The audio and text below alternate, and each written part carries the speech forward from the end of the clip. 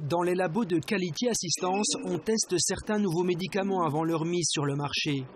Fondée en 1982 dans un environnement essentiellement masculin, l'entreprise compte actuellement 164 employés, dont 55% de femmes passionnées par leur métier. On travaille sur les médicaments de demain, donc c'est utile et je sais que j'aurai une part de moi quelque part quand un médicament sortira.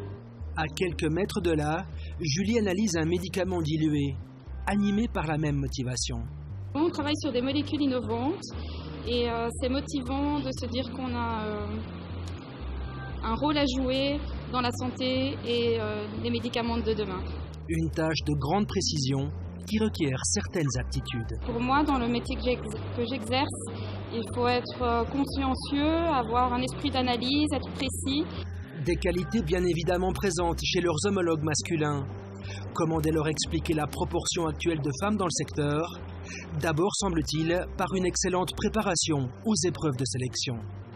C'est un phénomène qui semble assez naturel, lié au processus de recrutement chez nous, où nous recevons des candidats, nous les interviewons sur les aspects techniques, scientifiques et sur leur expertise.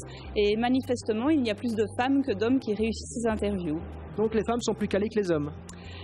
C'est le résultat des interviews, voilà, mais sans vouloir stigmatiser un genre plutôt que l'autre.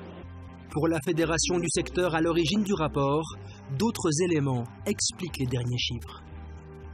D'une part, les femmes sont assez attirées par des métiers qui ont des orientations à impact sociétal important.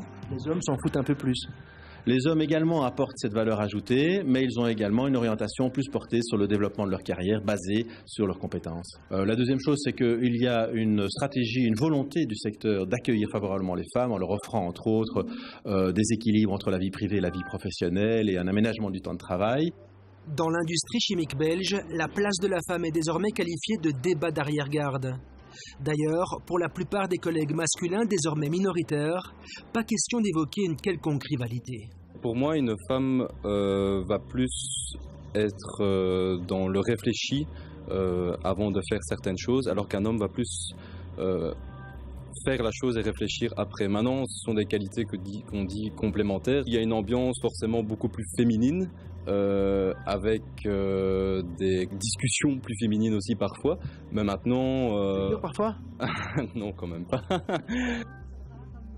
Que les hommes du secteur se rassurent, aucune menace particulière ne planerait sur leur emploi.